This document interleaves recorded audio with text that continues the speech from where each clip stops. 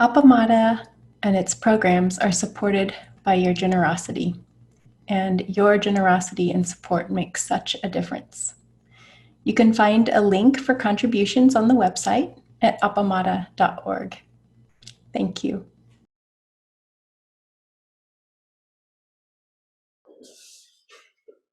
Good morning. Good morning. And afternoon and evening. It's great to see y'all again. Today I wanted to talk about the Bodhisattva vow and a particular part of it, which is something I've been thinking about for a while. So, as you know, every morning we chant, Buddha's way is unsurpassable, I vow to embody it. And that line has just been really working on me for months.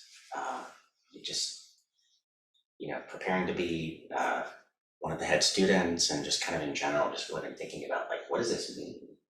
Oftentimes, like I said in my last talk, I think about these chants that we say daily, and sometimes there's just something that just kind of grabs me about it, and I just really start working on it and wondering what this means. So I wanted to talk about embodiment and what embodiment means in relation to Buddha's way, being unsurpassable. And so I want to kind of just present the way I've been thinking about this, and not really to present, not to give any answers, but maybe just raise some inquiry that we could hold together and talk about in a little bit. So what does it mean to embody Buddha's way? It just seems like such a big question. And the way I started approaching this was to think about, like, what does embodiment mean? It's such a fundamental thing. It's one of those things. It's like gravity. Once you start to try to define it, you're like, what is this thing that's so ubiquitous? And the first thing I thought of as I was sitting with this was presence. I think how presence has so much to do with an embodiment. And one of the things I've been reading lately in my program is some reading from A.H. Almas. I don't know if you're familiar with him. He's formed this kind of school of thought called the diamond approach, and I haven't gone too much into what he has a huge body of work, but what I've been reading about was this book on presence, and so I wanted to just kind of read a little bit of his work just to tell you what he said. And I'll say that this is part of a chapter it's a chapter that's probably 40 pages long, and it's all about presence, like from different angles. It's very dense. I won't go into all of it, but the part that really struck me from his work was he was talking about the presence around birth, around the birthing process, and how this struck me. So I'll just read this part, and then we can go from there. The experience of presence is most clearly felt when a baby is born, when it is out into the world. One may then experience a shift, an expansion in the energy of the room. One feels that the room definitely has a new presence, a fresh presence. The baby is experienced not only as a body, but something much more alive and much more profound. One may, if sensitively attentive, behold the newcomer as a clear and definite presence. The baby is a being. A being is present with no name, no history, no extras. One may in fact observe that different babies have different qualities of presence. The quality of presence is not just a matter of their size, how they look, or what sex they are. Each seems to have its own unique quality of presence, which is quite obvious at birth, and which continues to be the mode of being for the particular baby. One may behold the emerging presence of the baby as a sweetness, a fluffiness, a tenderness, or the presence is felt as peacefulness, quietness, a stillness. Yet another baby confronts us with a presence of clarity, lightness, and joy. Another might fill the room with strength, solidity, and immovability. And yeah, that just really grabbed me. I was like, all this discussion about what is present, and I read that and I was like, yeah, I can totally relate to that. When our daughter was born, I didn't know what to expect in so many ways. But then, yeah, there was just this feeling of like, oh my God, there's another person here, and she had an essence to her. Does that familiar? Yeah. And yeah, there's like a suchness to it there that I can't really, I don't know how much it's worth defining much more than that, but on the other side of thing, the great matter. If you've been with someone when they pass away, you can feel the opposite. There's like one less person there, and it's just something to it. And this is something that as a Hakomi practitioner, which is a psychotherapy based on embodiment largely, that I think about a lot. Like those of us that do Hakomi. Presence is really, really important and fundamental to the method, really, and the healing. And Ron Kurtz said, he's the founder of Hakomi, he said, the state of the facilitator is the most important thing. So the state of the person sitting in that seat as the Hakomi facilitator, it's the most important thing, the most fundamental part of the relationship, and it has so much to do with presence. And in Hakomi also, we talk about loving presence. And so this kind of unconditional positive regard that we give our clients, and the way that we are with them, the way that they can feel us in that kind of loving field. And in Hakomi, we're taught, and we talk about how one of the easiest ways to enter into this field of loving presence is to see the person that you're with as an inspiration. It's a really reliable gateway to enter into that loving presence with somebody. And so this was something that I wanted to just kind of offer as an inquiry. Something I've been thinking about is when I'm sitting, primarily is when I feel like I'm embodying Buddha's way. Can I see my practice as an inspiration? And can I see? I feel the people around me in the room and the people online, and I can really tap into feeling all of us as an inspiration. It's inspiring, and that helps me feel like I can enter into that loving presence. So that's the first part of this that I would offer around embodiment or embodying Buddha's way. And the second thing that came to me as I was thinking about this was the concept of dignity. We're taught in this form to sit upright and to be conscious of our movements and the way that we practice. And I was just thinking, like, what does it mean to have a dignified embodiment, right? Like, it's not necessarily, I think about it, like I sit up a little bit straighter, and that sort of thing, but it's not necessarily even just like sitting straight or sitting in a particular way or even sitting at all, you can be lying down, you can be walking and have a dignified presence about you. But it does seem to be a part of this. And one of the people I thought of course, are our teachers, Peg and Flint and others. And another person that I've always associated with dignity is Chogyam Trungpa, who's the founder of the Shambhala school, the Vajrayana school. And he is controversial, to say the least, in his actions. But one thing I have looked to him for many years is his sense of dignity. He always had this like way about him that he would wear like really nice suits and have a tie, and he was always like, he just had this way about him, and he really asked his students to do the same thing. So I wanted to read a little bit from him about what he says around dignity. He said, practice begins by sitting down and assuming your seat cross-legged on the ground. You begin to feel that simply being on the spot, your life can become workable and even wonderful. You realize that you're capable of sitting like a king or a queen on a throne. The regalness of that situation shows you the dignity that comes from being still and simple.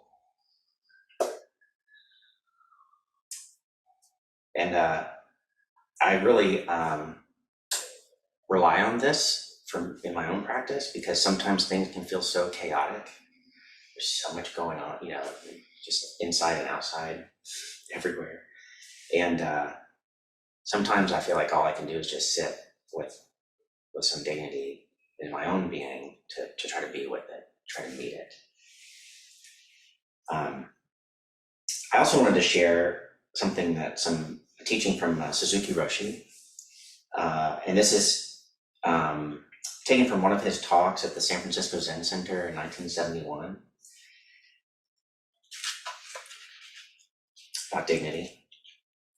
Even in the middle of confusion, you can have the calmness of your mind. Because you have calmness of your mind, you can see clearly, and you will find out how you can solve the problem, or how you dissolve the problem.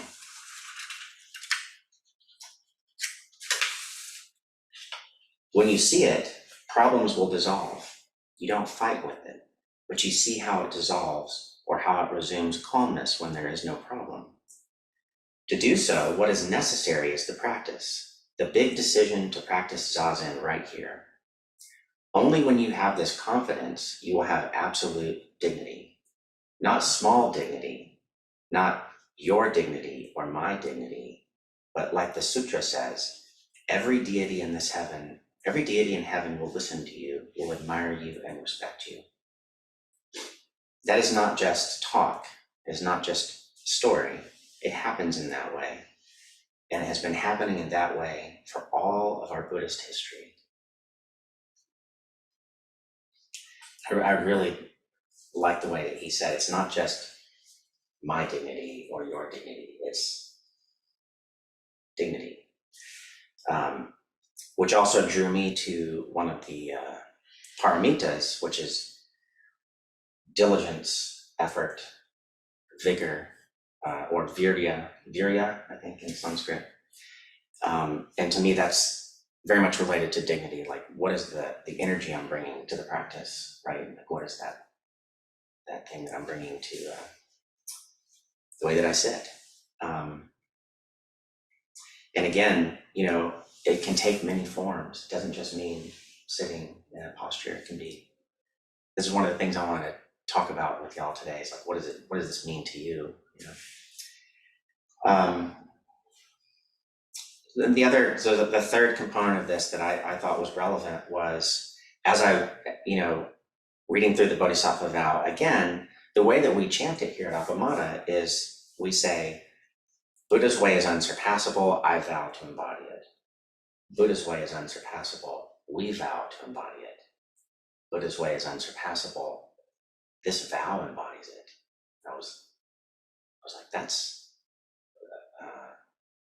kind of the answer right there. And one of the answers right there is like, I said I wouldn't provide answers, but I was kind of like, oh, it's right there. But our actions, what we do with our embodiment, what is a way to enact Buddha's way, the unsurpassable way of Buddha, of his teachings. And it kind of like there's this third part kind of opened it up for me. And I was thinking, like, the fact that we're speaking this out in space during when we say these vows is an embodiment of Buddha's way, right? I mean, just showing up and saying the vows together bodily is a way to enact Buddha's way. Which again reminded me of a quote from Suzuki Roshi. Strictly speaking, there are no enlightened beings, there's only enlightened activity. Right? So once we have this embodiment, once we have presence, dignity, what do you do with it? How do you move with it? One of the things it could be is just showing up and saying the vows together.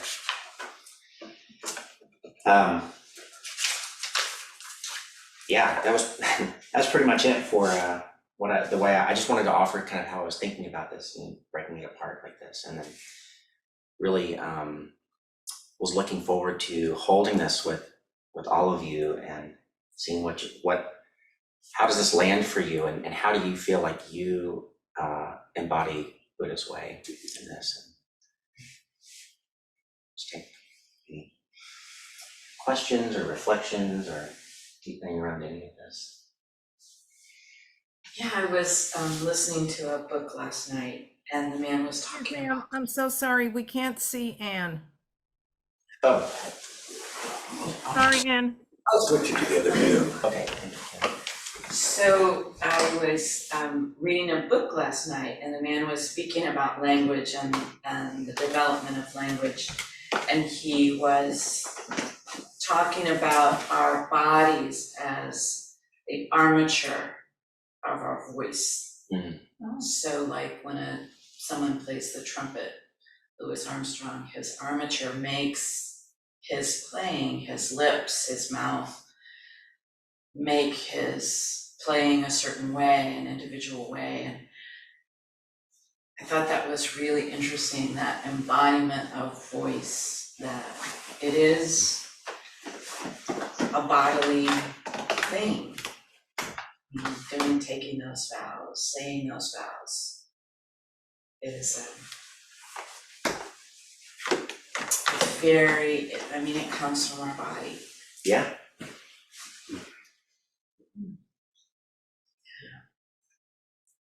So fundamental.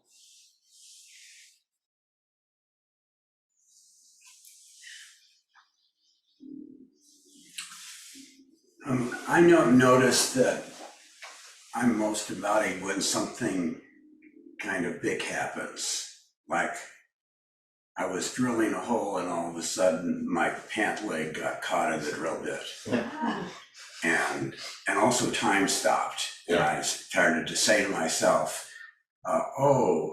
you have to hold the drill tightly, but let go of the on-off thing, and all that stuff happened. But I'm wondering what our normal state is. It doesn't seem like it's embodiment.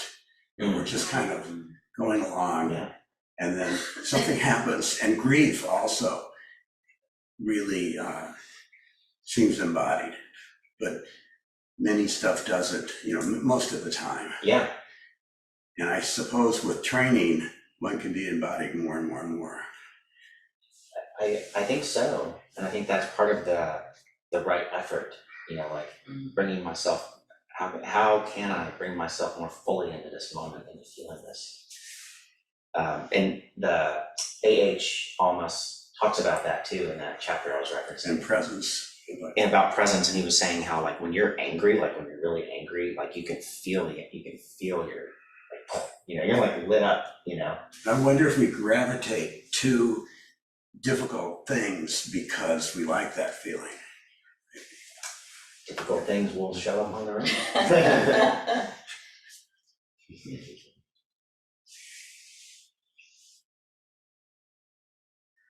I was, because I haven't been coming here as much and practicing as much, just when I walked over to grab the 2 square cushions, I just had this moment where I pulled it off the shelf and just sort of kind of was walking back, and I just remembered the training, and I held it like this, and that dignity piece came in. And I was just from how Zen practice really can, these little forms really bring back to something. And when I was practicing a lot more, I would take my laptop and I'd be walking through the house, but I would hold it in a particular way that felt like there was just kind of a care, this is a valuable thing, many hands have come together, many substances have come together to make this thing. And so I was appreciating that, the dignity. And then when you brought up, just coming back to the childbirth thing, I was like, well, what was my son's presence? And I kind of feel like I had the opposite experience because I don't know how to because my son was born and no, the midwives weren't there, so it was just me and my wife. So it was very scary, and so I think I left my body. I really left my body and probably had like 2 days more of like mania, just kind of running around. But I do remember coming back into my body, like I got into our hot tub on day 3, and I just remember feeling like everything just kind of like sunk back, and then I feel like, so I, then maybe I started even to feel his presence more. But Yeah. So a leaving and then a coming back. Yeah. And maybe just the last thing, like sitting together. I mean, I've been sitting little like scraps, by myself these days, but like I can sit for 30 minutes amidst like with you all, and it feels more effortless, like I actually sat still for 30 minutes, and just I guess the presence of everybody, like how maybe the capital D dignity that you sort of spoke of, it feels like an entrance into that. Yes, totally. Yeah, I feel very grateful right now. Thank you. Yeah, thank you for being here. I think that last point you were speaking to is something that is kind of like the wrapper around all of this for me, is like how we're doing this for each other in a way. It's for ourselves and also for each other, and how we affect each other.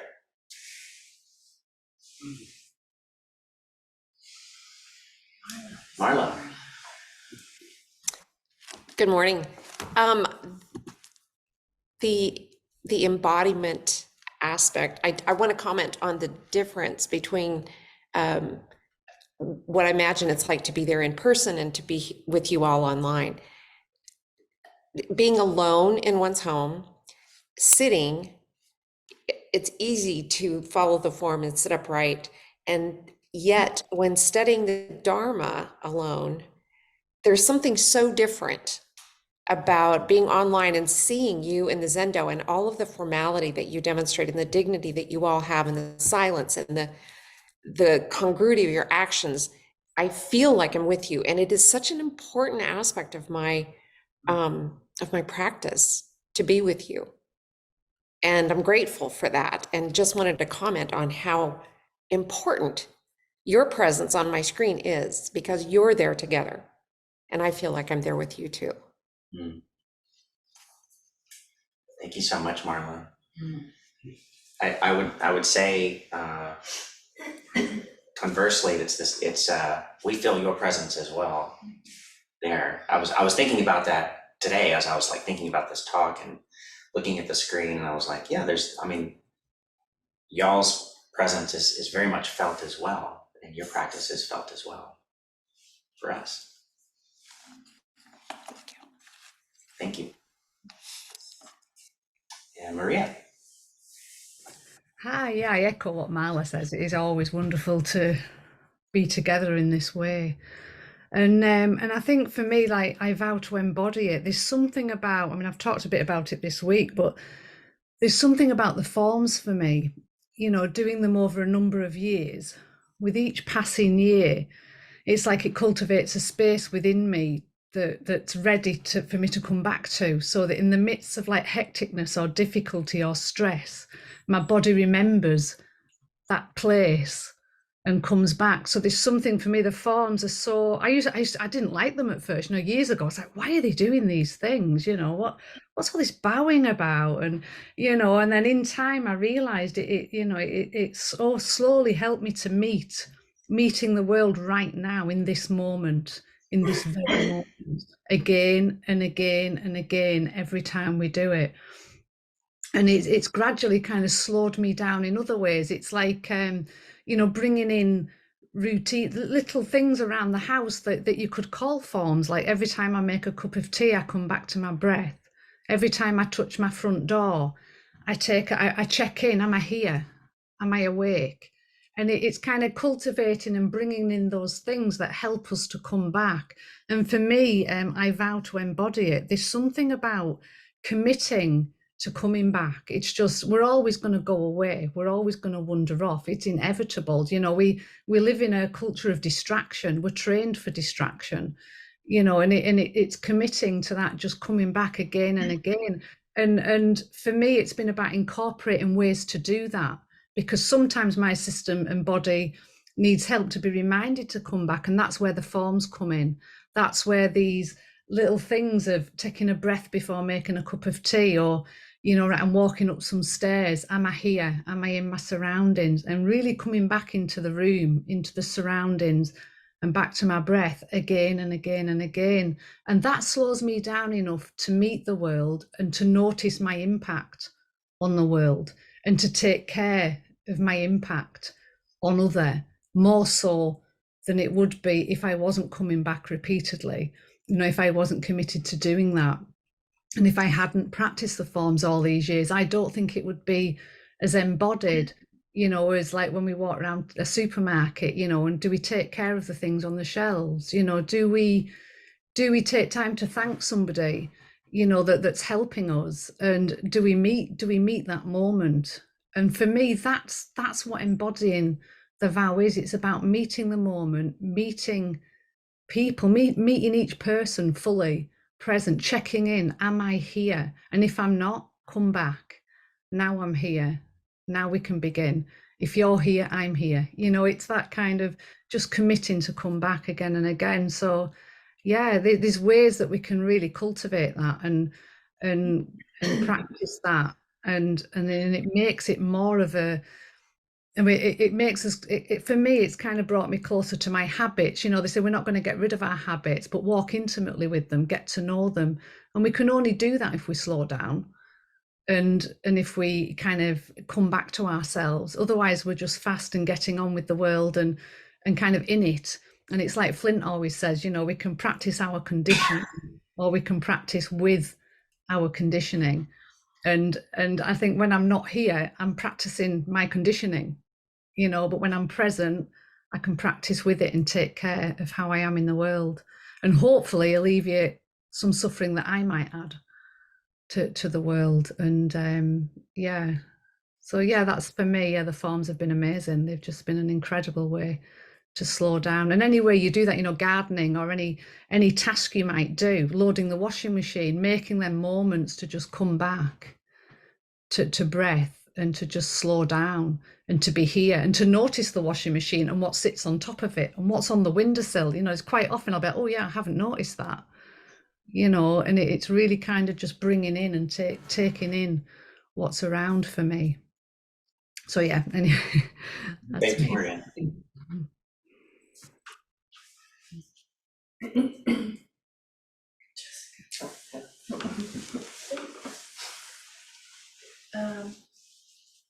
I hate to always be the one quoting Trevor Hall, but I do. So it reminds me a lot of the song lyric, in and through the body. And he just kind of repeats that lyric over and over again. It's in and through the body. It's in and through the body. And I think a piece of this for me is is leaning back into the experience of this beautiful instrument and all of the experiences that it holds, the grief, the sadness, the shakiness, the, you know, the joy, all of it. It's all right here. And so that, to me, it opens inward and outward when I think of it in that way. It's like, this is the experience that this body is having, and this is it.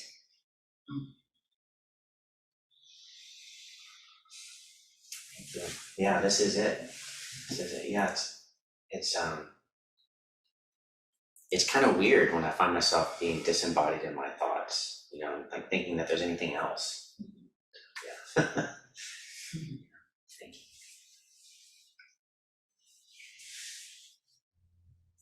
Genevieve. Hello, thank you so much for this deep conversation. I have a question. So we were talking about different moments that call us to be fully present. I'm wondering if embodying the Buddha's way is connected to equanimity, or if it's just being fully who you are at that moment. So if you're grieving, you weep. If you're falling in love with your newborn, you're falling in love. It's not about equanimity. Does that question make sense? Totally makes sense. Yeah, and I think that was really the spirit of how I wanted to have this conversation with everybody today, is like, what does this mean to me, and what questions does this bring up? I think that's a wonderful inquiry, Jeanette. Like, is it equanimity, or is it just being my full authentic self in each moment, or is it something else? Or is it being my full authentic self and then doing the thing that needs to be done regardless of how I feel? Yeah. Would you say that's more like living by from a place of vow, or something else? Living from vow. Mm-hmm. So what are your thoughts? I can, well, I mean, that last point, I can really relate to that, when it's, I may not want to get up so early in the morning, but I've taken vows, and I've said yes to this practice, and I want to be here for my friends and for myself and for everyone. And so, more times than not, I say yes and I show up anyway in an embodied way. I love the mention of there being no enlightened being, just enlightened activity. I don't know if anyone else has this predilection, but as soon as I hear this subject raised, my first thought is, oh, I'm a bad Buddhist, because most of the time I'm not fully present. But that statement sort of unhinges that whole thought, because it's not about being a certain being. And any moment in which I am fully present is as fully present as one can be, that it is the Buddhist way. And perhaps by focusing on times when I am present rather than the times when I'm not, I will turn toward rather than away. Mm-hmm. Yeah, I love the way you said that, Jeanette. Thank you. Thank you so much.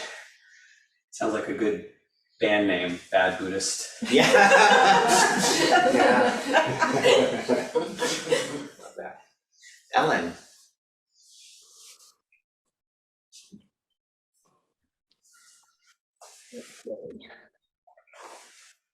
Genevieve, I thought that was such a great question.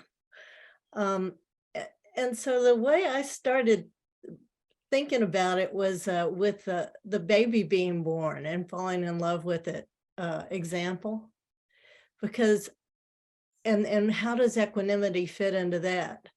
And so I don't know, I've had a couple of babies, and that love is so big. It's so big, and exactly what John Eric was talking about. There was mine were distinctly different, from the get-go. But there's something about that love that was totally connected. And it was very much bodily experience, just actually giving birth. And it was bodily, it was such connection between the baby and me, such a real physical.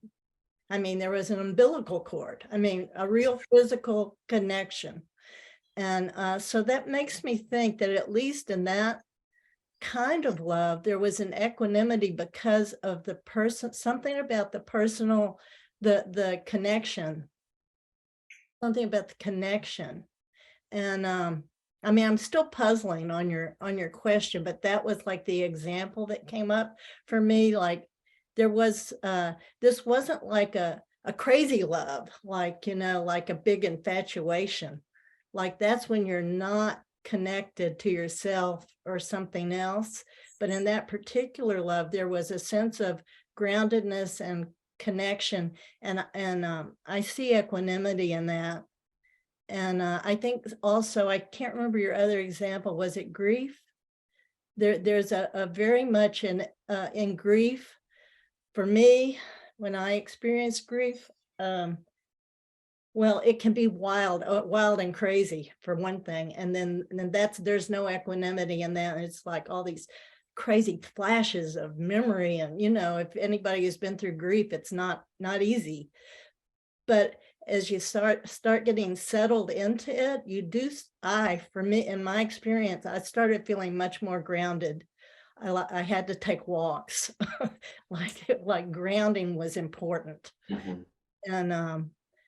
And so there was a wild, crazy, disembodied grief, but there was also there was possible to find some equanimity in grief, which was also having to do with connection to myself, and also to the person who had died. Sort of feeling like, oh yes, they're actually they're not so gone as I thought. Maybe not quite so gone. So anyway, I love that question. It made me have to really look at the difference between, you can feel like this wild, crazy lack of equanimity, or you can feel but still have a sense of being grounded and embodying the Buddha. So anyway, thank you for that question. Yeah. Thank you so much, Ellen, for that reflection. I mean, just this conversation, I think we can get a sense of like how vast this is. Like this is a very big. It's like life. And yeah, that's why I was so drawn by the image of birth, because it's like that's maximum embodiment. Like that's that is what is happening. And then there's this person that's like a part of your body, and then they come out of the body and they're still connected by the umbilical cord, and then it's just like it's amazing. It's a miracle.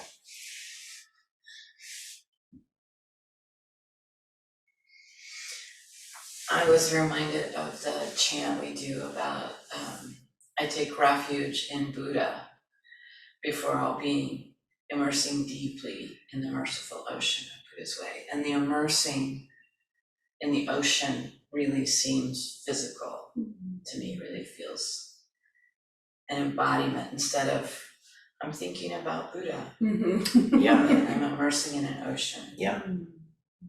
Yeah. That's a very embodied, visceral image. Yeah. Or like in the Bodhisattva chant we've been reading every day now, all is the unending manifestation of the awakened one. Everything. Yeah. Same thing.